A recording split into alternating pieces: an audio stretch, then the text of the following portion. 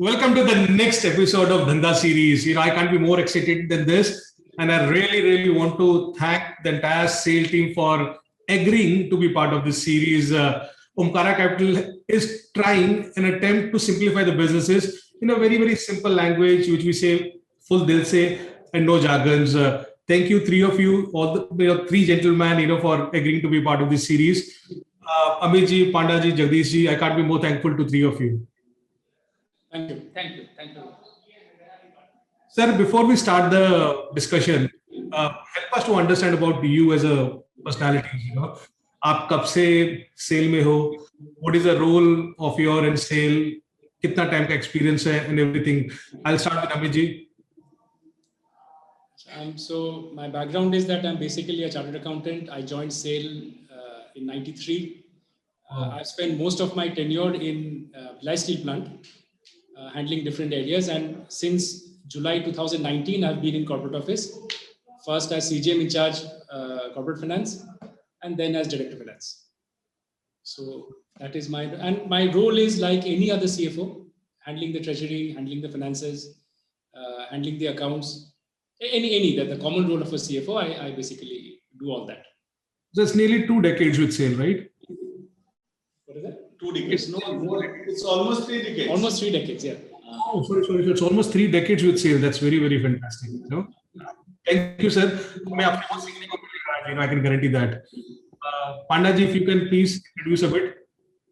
Yeah, regarding me, I am Ashok Kumar Panda, and I have joined the Steel Authority of India Limited in 1992.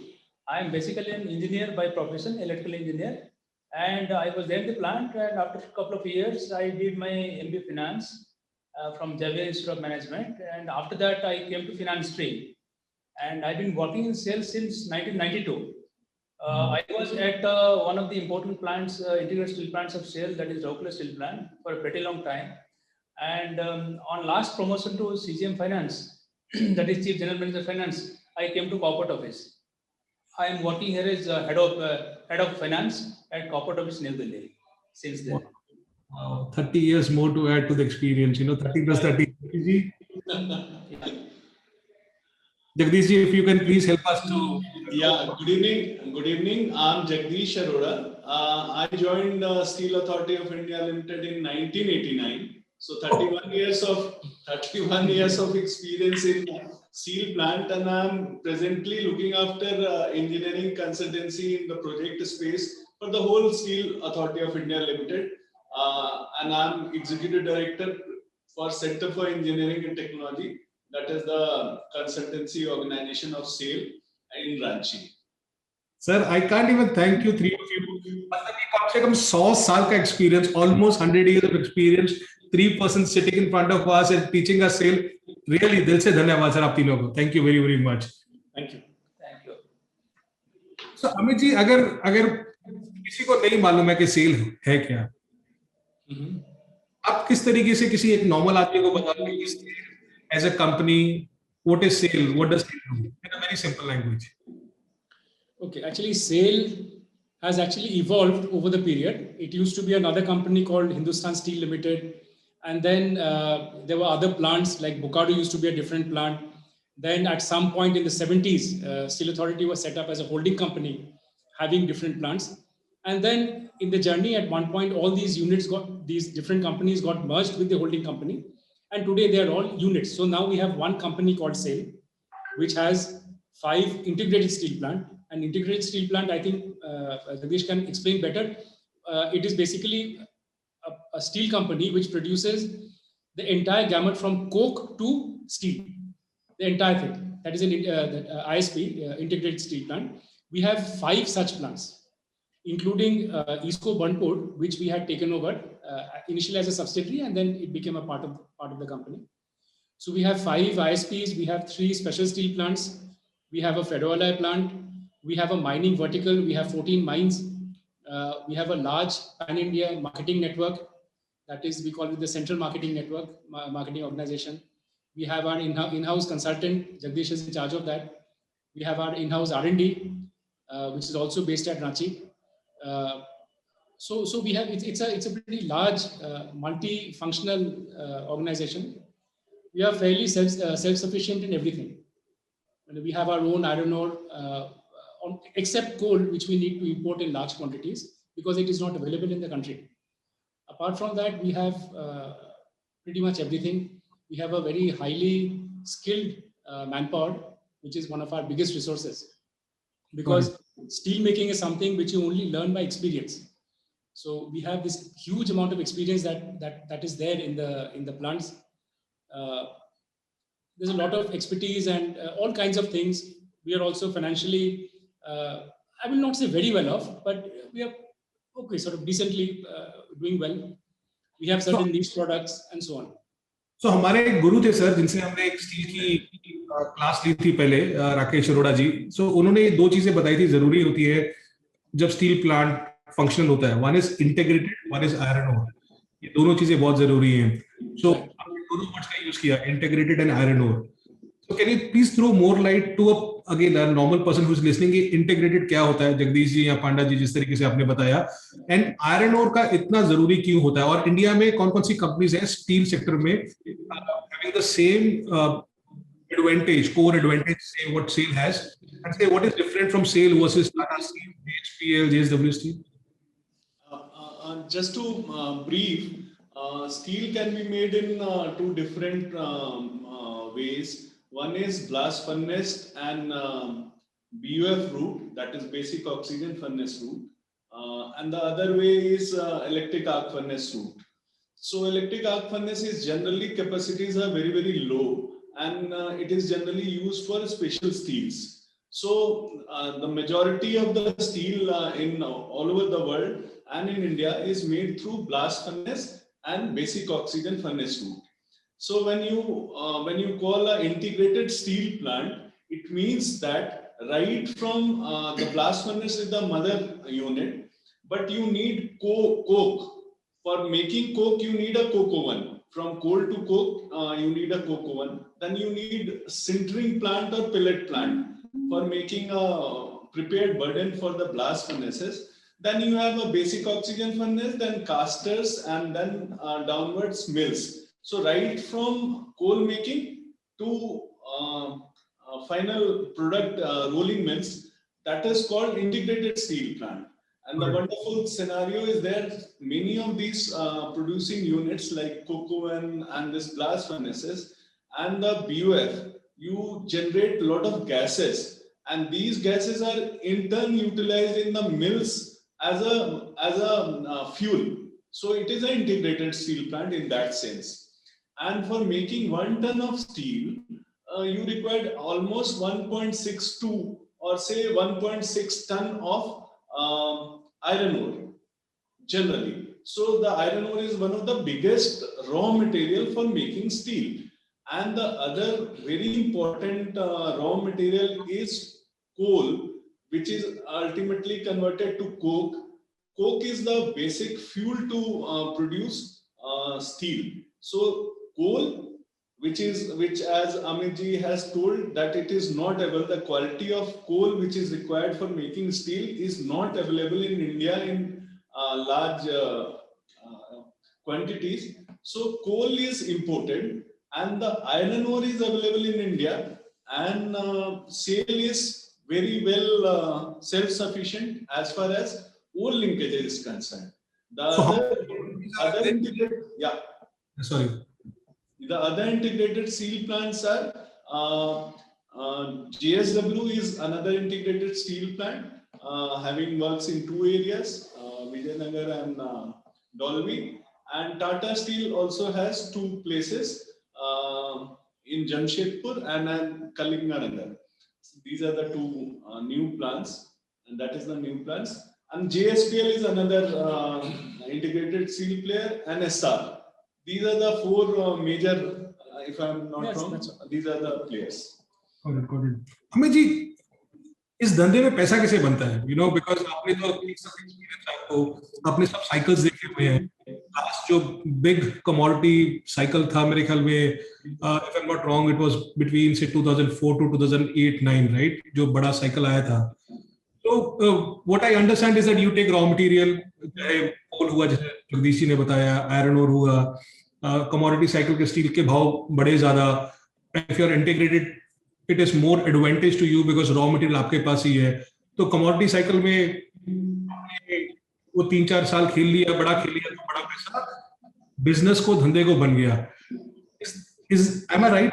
And is there any technological advantage which you or other peers have? इसमें technology या कोई scope होता है कि नहीं होता sir?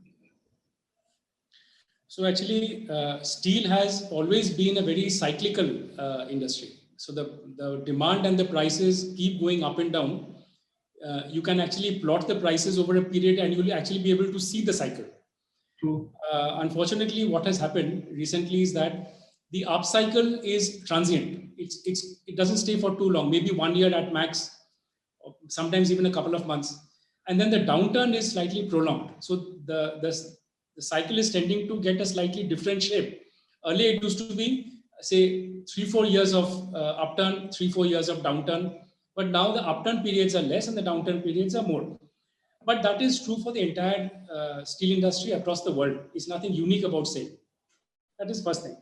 Now, in this kind of a scenario, the company or the companies which have captive ore, they are the biggest beneficiaries. As you said, they are insulated from the market.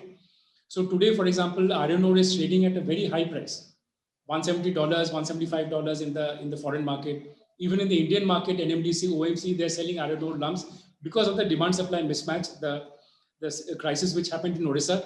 So those steel makers who are dependent on purchase iron ore, they are put to a small disadvantage. Not small, they're put to a pretty big disadvantage.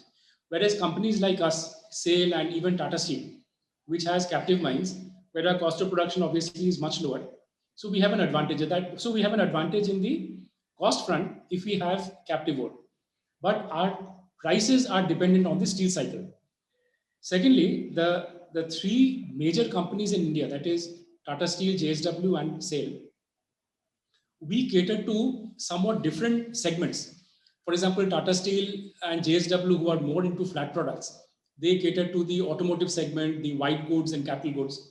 We are mostly into construction and infra. Our major chunk of our customers are in that segment. So what matters to Tata Steel is different from what matters to us.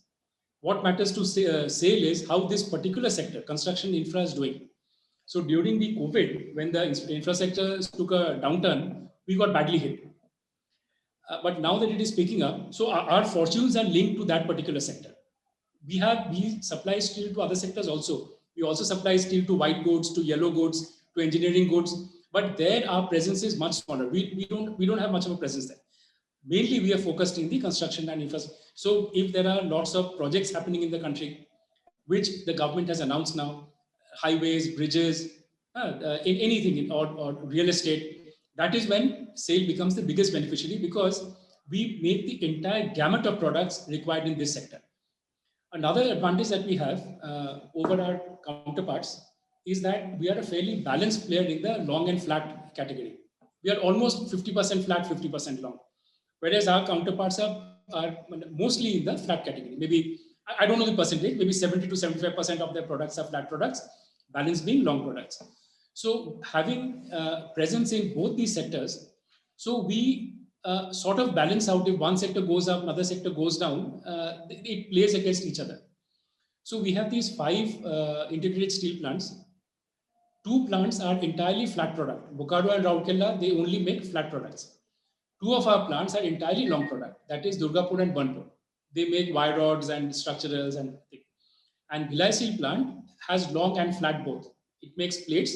It also makes structurals and wire rods. And it also makes rails. That is one product, which is a niche product where till maybe a few months back, we had a monopoly. Today, we don't have a monopoly, but our presence in this particular product is the greatest. So these are some of the advantages we have. Having our own linkages in the entire raw materials, not only coal, we also have limestone mines, we have dolomite mines, we have coal mines, even though we don't produce much coal. And the imported coal, as Jagdish also explained, is mostly imported. So we have certain advantages. Yes, please. So what stands for any company in the steel space? Is it size? okay, जितना बड़ा होता रहेगा उतना they command the position in the market. Is it technology? What is it? So that because SAIL as a company, मैं जितना भी whatever I have tracked, at least you have survived the bad periods also, right? So to survive, what is that unique thing for a company? So size is one. Size, of course, is the biggest thing when it helps us tide over the thing. And we have a presence across the country. So sometimes there are regional imbalances. One region goes down, for example, for some reason, the southern region has gone down, but there is a demand pickup in the western region. Having a presence all over the country, we have 43 stockyards or warehouses across the country. So we are able to service our customers from almost anywhere. So that is one reason. And I don't know, the things which I believe have helped SAIL, one is our size, one is our pan-India presence, one I believe is our balanced portfolio of flat and long, and we have a very highly skilled manpower, which itself is an asset. So these are, I think, some of the things which have helped us. Got it. Sir, आपने बोला जैसे कि the steel cycles now have shrinked on the upside, right? Earlier, 2 years, 1 year. Yes. So as a CFO, as a director of finance, when you sit in the boardroom and think about कि चलो expansion करते हैं, right? So X 20 million tons से 22, 23 करना है. Because these are very big plants, right? They don't come, the gestation period is very, very long. ये सब कुछ. And you don't even know how the cycle will behave going ahead. So how do you map out that? Because cost benefit analysis कैसे करते हैं? One is that we have just come out of a huge capex cycle. Yes. We have gone through a modernization and expansion plan in almost all our plants. The total budget was 80,000 crores, of which we've already spent 75,000 crores. In the process, we got hugely leveraged. Our borrowings had crossed 50,000 crores. But almost all, barring very few plants, almost everything else has now been commissioned and they're in the process of ramping up. Some of our plants have achieved capacity, some are in the process of achieving capacity, but they're all producing, just a couple of small things are still left out. So now we are planning for the next round of expansion. So for that, again, our consultant said, Mr. Jagdish is deeply involved in that. What are the technologies to take? In which plant we should invest what?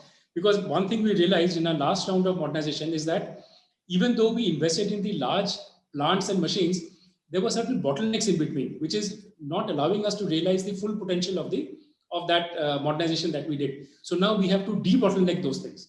So we have to invest, maybe small, not very big, small things, so that we can achieve the entire benefit of what we have already invested in. Apart from that, we are also investing in new technology. I think Anna Jagdish should take over, which are more state-of-the-art, which will give more cost advantages. But there we have to also balance our borrowings, how much debt we can take, how much debt and how much internal accruals. So those are things we are working on. So Jagdish, yeah. Sorry, Jagdish, I'll come to you, but can you throw more light on this? You put a very important point, how much money have you invested? The capacities, how much they have increased. So because if I remember correctly, in the last 10 years, I think you have put a lot of capex in terms of increasing the capacity. So if you can throw light in terms of kitna capacity tha, kitna capacity abhi hai, how much money have you spent? We have gone from 12 to 21. Actually, we've increased our crude steel capacity from 12 million tons to 21 million tons. The 21 million tons has not yet been realized. There are some which are still in progress. I believe our operational capacity now is 19. Yeah. 19 million tons is what we have commissioned, and maybe 1.5, 2 millions are still yet to be commissioned. So that is our increase in capacity from 12 to 21. In how many years? Sorry? In how many years, sir? Well, it took from the time it was conceived to the time it was commissioned at different points of time. So let us say from 2007 to 2014, over a 7 to 8 year period, we have done this major expansion. Generally, ऐसा है कि steel plant लगाने में और हमारा काफी ज़्यादा brownfield था. Existing plant में हम लोगों ने लगाया है, तो हमें 5 साल लग गए, 5 से 6 साल लग गए. पर जनरली आप एक स्टील प्लांट लगाने के लिए मिनिमम थ्योरेटिकल टाइम 3 से 4 साल तो लगते ही हैं, क्योंकि बड़ी यूनिट्स होती हैं। और आजकल क्या है कि coming to the next phase, आप जैसे JSW और टाटा स्टील या कोई भी सेल भी जब नेक्स्ट फेज आएगा, तो अब हमारी एक यूनिट जो है, पहले आज से कुछ साल पहले तक वो 2.5 मिलियन टन की आती थी। 2.5 मिलियन टन का एक ब्लास्ट फर्नेस लगाया, उसके साथ में जो एसोसिएटेड फैसिलिटी लगाएंगे वो 2.5 मिलियन टन की होती थी। अब हम जो नेक्स्ट फेज में लाएंगे वो कम से कम 3 मिलियन टन का एक यूनिट लगेगा। 3 यूनिट मतलब 3 के मल्टीपल में हमारा कैपेसिटी एक्सपेंशन होगा। तो जैसा अमित साहब बता रहे थे, हमारे को सेल में एक और कॉम्पिटिटिव एडवांटेज है जो कि और प्लेयर्स को नहीं है। आपको स्टील प्लांट लगाने के लिए काफी ज्यादा जगह चाहिए होती है, जगह चाहिए होती है, पावर चाहिए होती है, पानी चाहिए होता है, एंड सेकंड सबसे ज्यादा इंपॉर्टेंट है लॉजिस्टिक का रोल। आपको जैसे मालूम है कि 1 मिलियन टन के लिए आपको करीब करीब 3 मिलियन टन रॉ मटेरियल लेके आना पड़ता है, और 1 मिलियन टन आप करेंगे तो 1 मिलियन टन के लिए 4 मिलियन टन लॉजिस्टिक की जरूरत होती है, और इंटरनल लॉजिस्टिक्स भी काफी ज्यादा मूवमेंट्स होते हैं। तो इसके लिए हम लोगों के पास में, सेल के पास में जैसे 5 इंटीग्रेटेड स्टील प्लांट है, तो बोकारो में हमारे पास कैपेसिटी इन्हांसमेंट के लिए काफी जमीन है, दुर्गापुर में है, राउरकेला में है, एंड भिलाई में थोड़ा कम है, पर इन सब जगह मिला के हम लोग 30 मिलियन टन ऐड कर सकते हैं, जिसका प्लान ऑलरेडी हम लोग के पास में ब्लूप्रिंट रेडी है। Sorry, you said 30 million ton add कर सकते हैं from the existing 41 million ton. 20 million ton हमारी 21 मिलियन टन है, another 29 million ton means 50 million ton के सेल का प्लान ऑलरेडी इज देयर, जो कि बोर्ड से अप्रूव्ड है इन 2 phases. First we'll add 15 million and then again we'll add 15 million ton. तो जैसा आप बता रहे थे कि now the thrust is कि we need to reduce our leverage. Sir अभी कितना हम लोगों ने कर लिया है? Now we've come down to 42,500. तो हमने 42,500 हमारा अभी है date.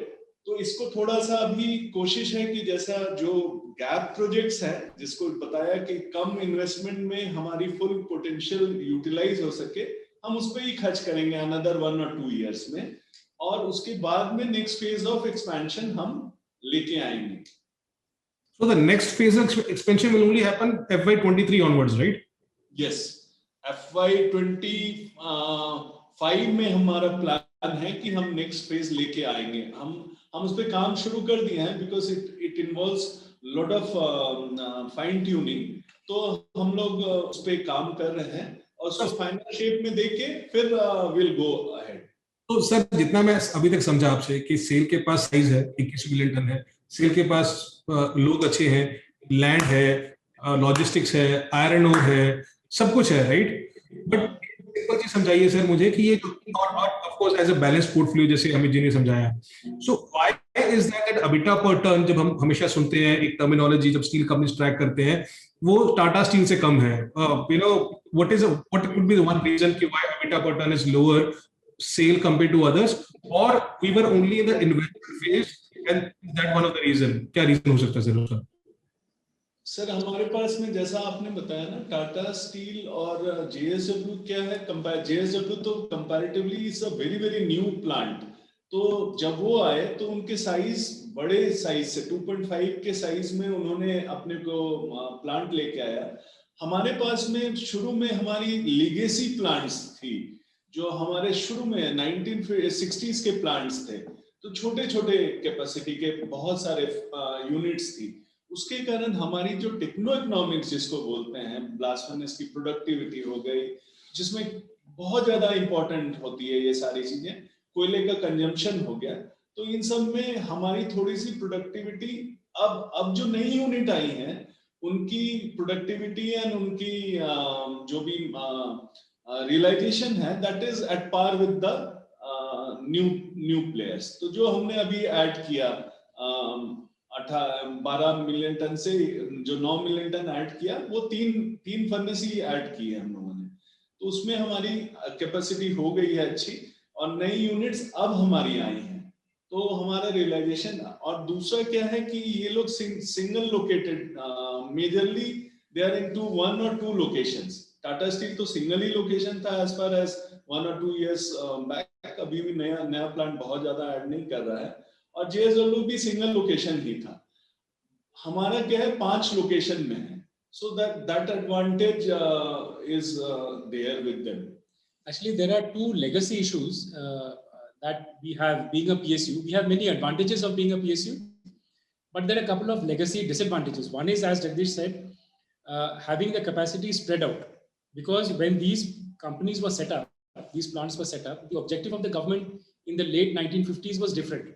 That is for developing the backward areas. That is how Bokaro, Bhilai, which used to be villages, they set up the plant. Today they are big cities. So anyway, that was, but in the process, what has happened is that you have Tata Steel having 12 million tons in a single location.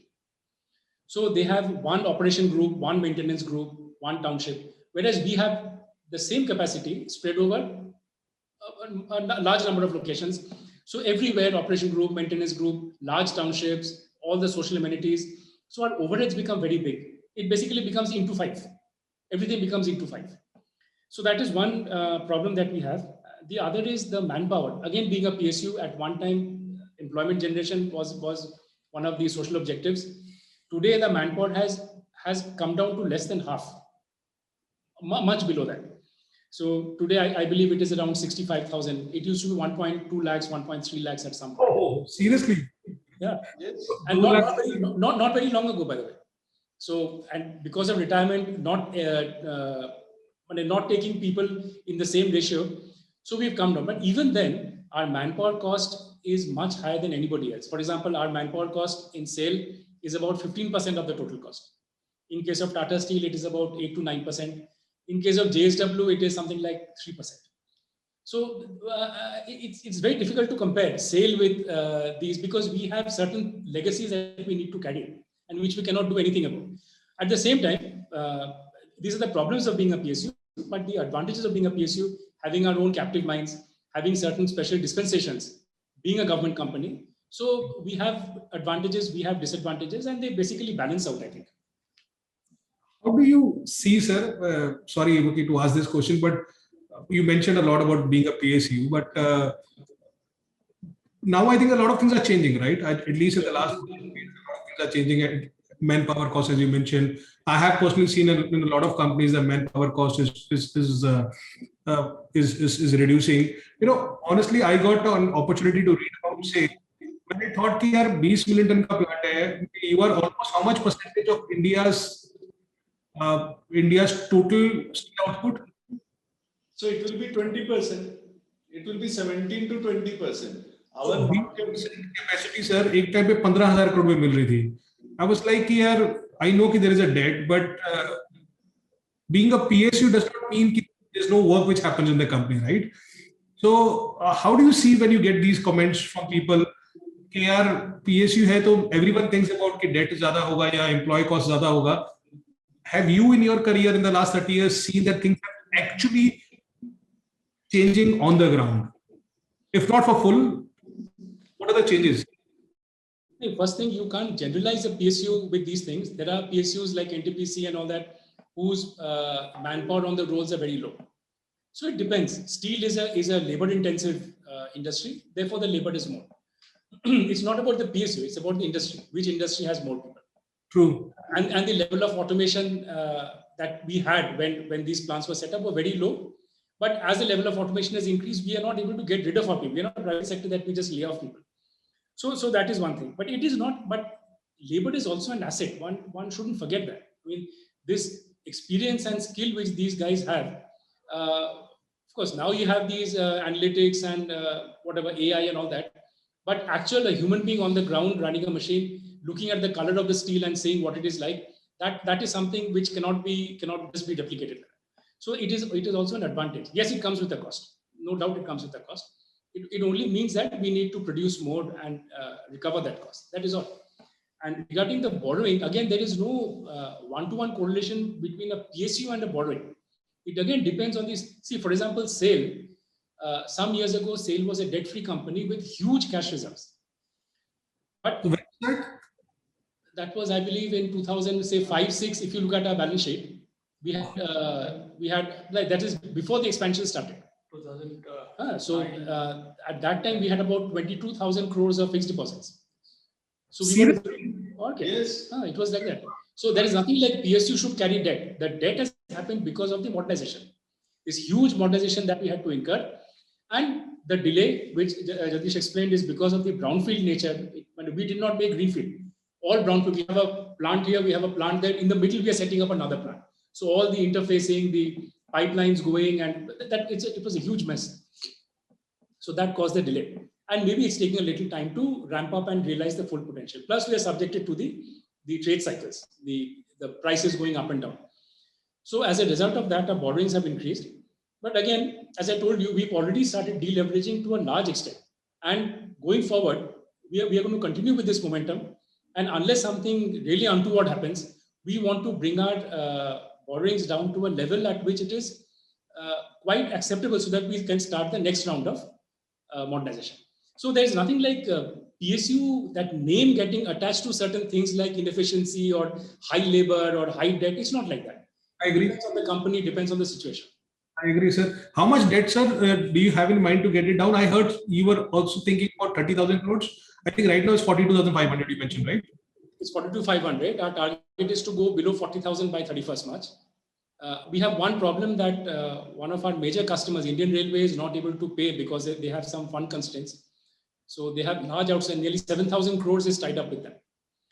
We were expecting some money from that. If we get that, we'll go well below 40.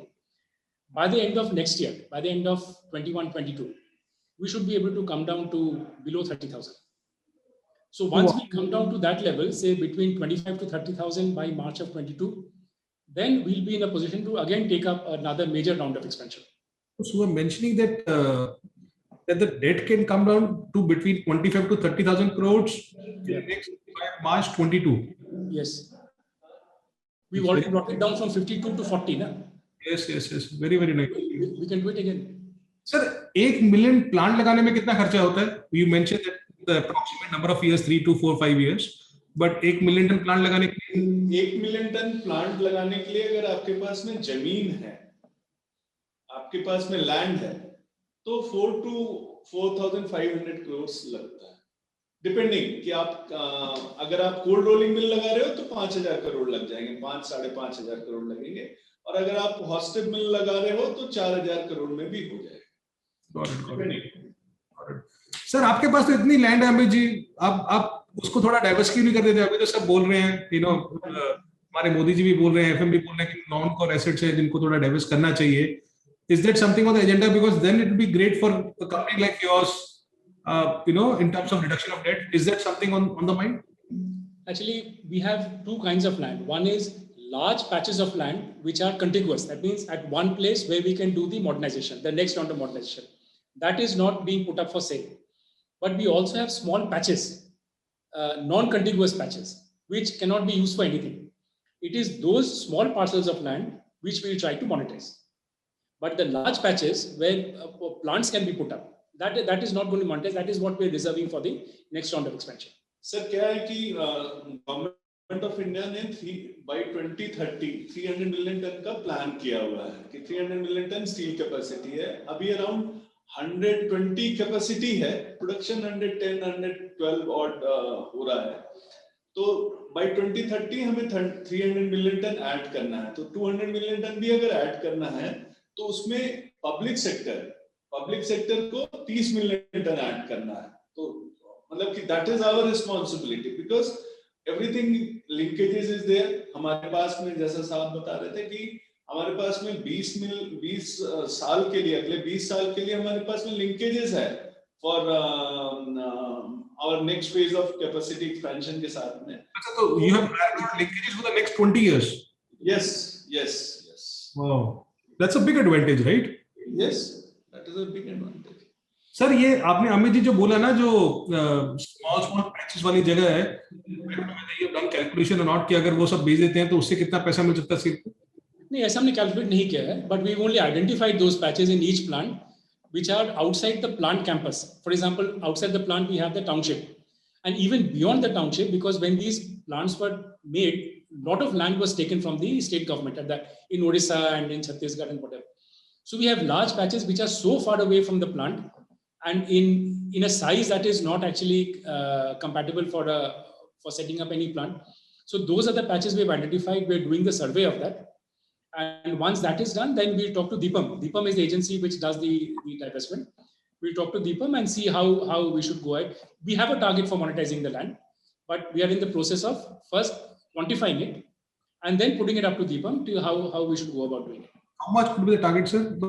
Okay. Will it make a bigger dent to your debt? Definitely. I mean, okay. I don't have the figures, so I can't tell you the figures, but the quantity is so huge that yes, we should be getting a good amount. Okay. Sir, I'm sure with you making a lot of money now with the cycle going very good. So the entire profits now what you're making be invested in the capacity expansion, or are there any other plans? One thing is that we are first using it to deleverage. That is the first thing we are putting our cash to use. And after that, we are also trying to build up a reserve so that when we go for the next round of modernization, our debt equity funding should ideally be, let us say, 1:1. Okay. So that maybe we have to build up some kind of the internal accrual and the debt balancing should be in that ratio. Got it. Sir, a lot of talks are going on these days on divestment and everything from Modi ji and everyone. I am not sure whether आपको किसी ने बोला कि नहीं, मोदी जी ने आपको बुलाया कि नहीं बुलाया कि हमें क्या करना है सेल का. Is there anything in terms of strategic thinking in terms of sale divestment? If you can give your view. See, 3 of our plants were actually put up for disinvestment: the Salem steel plant, the Bhadravati steel plant, and the Alloy steel plant. Out of that, bids have come for Salem steel plant in Bhadravati. We did not get bids for the Alloy steel plant. So for those 2 plants, the disinvestment process actually is going on, and it has now come towards the end. Maybe sometime in April, middle of April, will be the final price bid submission. So it has come to the last stages. But regarding the rest of sale, see, sale has been put in the non-strategic sector. That is all I know. What is the plan for disinvestment? Is there any plan at all? Because Niti Aayog will, I believe, do this on a company by company basis. Right now, there has been no discussion on sale so far, but sale is not in the strategic sector. That is what everybody knows. You also know. We also know. Got it. No, I agree, sir. Sir, what was the highest EBITDA per ton what sale made in the last 30 years? Okay, as you were there, part of sale for a long time. In the good days, आपको याद होगा तो अभी कितना बनाता है और क्या हम उस लेवल पे पहुंच सकते हैं कि नहीं पहुंच सकते हैं? Because it seems that things are falling in place, right? It seems that period of that 2000 and 2010 is coming back for commodities. I don't know one thing is that what is your view on the overall demand supply of the steel sector? And second is कि आप अगर EBITDA पर बता सके कि पहले सबसे ज़्यादा कितना कमाया, अभी कितना कमा रहे हैं, and view की क्या हम उन दिनों में वापस जा सकते हैं नहीं जा सकते हैं? See, I don't have the data 30 years back, but I do know that last year in 1920, our EBITDA per ton was 7,500 around, and this year it is going to be better than that. So going forward, jo bhi hoga, that depends. Can't give a guidance on the future. But 1920, it was 7,500 EBITDA per TSS, which is comparable with some of our peers also. Got it. Your views, sir, on the entire sector per se in terms of demand and supply, because a lot of people fear, जैसे आपने भी बोला, the cycles are getting shrunk. Do you think that we are at the start, at the cusp, at the downturn of the cycle? How do you map? Okay, you map the global supply. किस तरीके से map करते हैं? If there is any metrics which you map. Okay, now this is like astrology. I mean, you have to be a very good palmist to know all about demand and supply. I am not a palmist. So all we can say is the things are looking good. I mean, like I told you, our fortunes are linked to the construction sector. That's all. That is all we are concerned about. We don't want to know about automobile and white goods. We are not there. We are only concerned with the construction sector. Things are looking good. Those migrant laborers have come back. The work has started. Government is announcing very large projects. So things look good, as if there is no reason to think that things might turn bad. But then you never know. For example, December was such a good month. And then something happened in January. Suddenly that demand shrunk. The prices fell. The customers were waiting and watching. The price might fall further. And then January turned out to be a bad month. Relatively, not bad month that way. Relative to December, it turned out to be a bad month, which was unexpected. So these sudden nuances hai, this sudden up, sudden down, they are so hard to predict. I mean, there was no reason when we were in December to think that January will be anything different. But January did turn out to be different. But again, now things have improved. The demand has started picking up. Prices. The Chinese market has opened after the new year. So immediately the prices started picking up. Again, now the customers have come back to the market. They are buying. Demand has gone up. Prices have gone up. Again, things are good. It's looking good now. But when it will again take a downturn, we can't say. But we are just hoping that because the basic fundamentals in the economy are good, so this should continue for some time at least. Maybe a year at least it should continue. Maybe for a year, you said. Maybe for a year. Maybe more. Do you track, sir, the Chinese data? Like, I don't know whether that is very important for sale management to track that data in terms of how the prices are moving. And if you track, what is your view on that? See, we don't actually track the Chinese data, except that the HR coil prices are sort of governed by the international prices. So we do track the HR coil, the FOB China prices and the Vietnam prices to have a sense of what the price would be in the country. That is one thing. Secondly, this increase in the price of iron ore because of that problem in the Vale mines and all that, that would also have an impact in India because otherwise people could have imported. In India, the problem with iron ore is happening because of the Odisha mines, but there is some kind of a linkage with the international price of iron ore. So we are only impacted because it's a global economy. The people are free to import.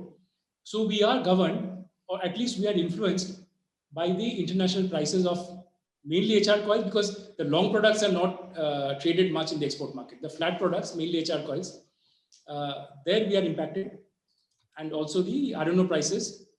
Even though we don't purchase iron ore, we have our own mines, but it affects the price of steel, and therefore we are impacted. Got it. Good. Sir, a stupid question.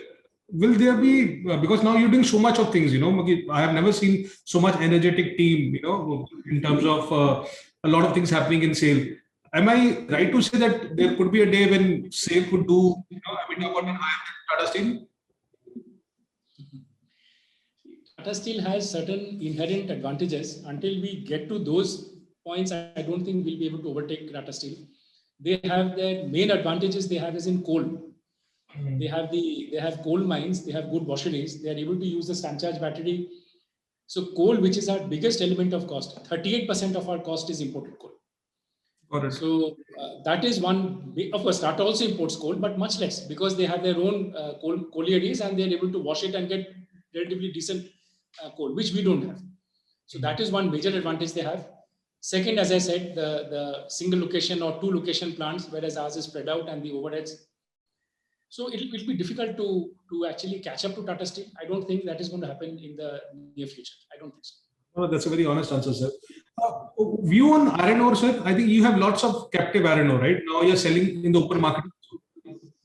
What is your view and why are you selling to the competitors? You're selling to the competitors as well. See, we sell through auction. we can't decide who's going to buy. Got it. We make lots and we put up the lots through a transparent auction mechanism, and whoever is the highest bidder gets the bid. So that is what we do. How much iron ore are you selling these days, sir? In the open market? This year, we've already sold about almost 1 million tons till end of February. And maybe another, I don't know, maybe we'll go up to 1.5 probably by end of March. You're also planning to buy that NMDC plant in Chhattisgarh. Is that there or not? Which one? No. We have no plans of buying the Nagarnar plant. No. Or the 3 million ton Chhattisgarh wala plant. No need. No, we have no plans of that. Got it. So now the target is fixed for SAIL, right? Debt reduction.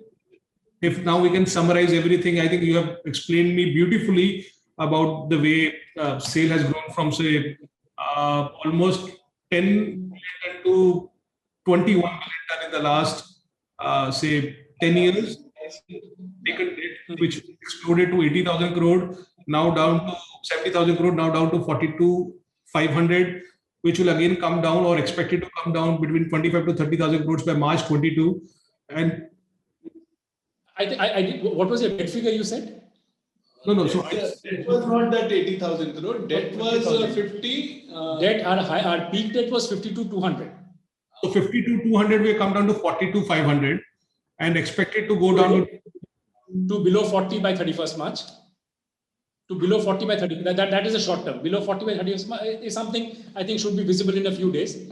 And then our target next year is to bring it below 30. Below 30. And then, of course, the next expansion will start from FY22 onwards, right? Yes. Yeah. Yes. Where the target is to take from 21 million ton to 50 million ton. Yes. In two phases. Of course, in two phases, And out of 20 million ton, how much is the production currently, sir? That's a capacity 21. 19 you said, right? Yeah, we'll be almost like that. That is our focus. That next year we are going to take benefit of the expansion we have taken. So our aim is to achieve 21 million ton in another 1.5 years. That is our main focus now. So now with new plants getting added, I'm assuming that 7,500 EBITDA per ton is the new reality for sale. If all goes well, in the in the market, in the commodity market. It should be more than that. 7,500 is what we actually achieved last year. This year, we'll do probably a bit better than that. And then next year, with some more of our mills coming up, the hot strip mill in Rourkela and two mills are coming up next year. So we'll be adding more products. The bar and rod mill of Bhilai, that is there. The slab caster of Bokaro. So a couple of new things are going to happen, and they are on the verge of commissioning. So the benefit of that will come in 21-22. So if other things remaining the same, assuming there is no sudden flop in the market, then our EBITDA in 21-22 should be even better than 2021. 2021 is definitely going to be better than 19-20. 10,000? In which year? Not in 2021. Not in 2021. 2022, I don't know. I can't put a number. I don't guess. 2022, I'm asking. I'm not guessing. I don't guess anything. I guess, but it will be better. That is all I can say. No, thank you, sir. Okay, my last question, sir, to you. So, what is the vision for SAIL? If you want to summarize everything, and I'm very, very thankful. Aapne bahut achhe se, in a very, very simple language, you explained us. But as an organization, as an karta dharta of the company, what is the vision? What's it as? One thing is that we want to grow in capacity, be a big plant, have all the benefits of scale, economies of scale. We should be well integrated backwards and forwards, entire gamut. We are actually thinking of many things, having JVs for different products, many things that we're thinking of, having new technology, reducing our cost of production, and entering into various markets. Today, we are too dependent on a single market.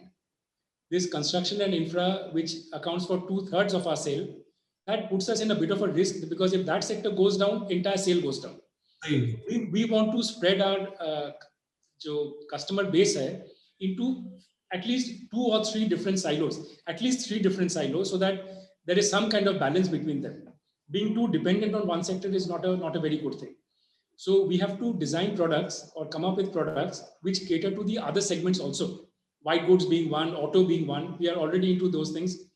So we want to slightly reduce our exposure to that one particular sector and increase our exposure to at least 2 or 3 other sectors. That is one vision that we have. We want the economies of scale.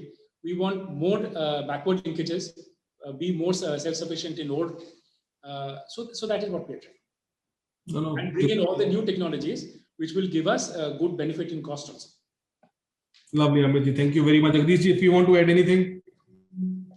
That is all, and we were always the #1 steel player in India, and we have vision to have that kind of capacities by 2030. So I don't think anybody has that kind of plan or backup linkages to be #1 50 million ton capacity. So that is the vision of SAIL. With 50 million ton, we have all the linkages and all the things in place. Lovely, sir. Wishing you and your team and entire SAIL team, all the best. And thank you so much once again from me and Omkara, for joining us and explaining us SAIL in such a beautiful language. Maza aa gaya, sir. Thank you very, very much. Thank you. Thank you so much. Thank you so much.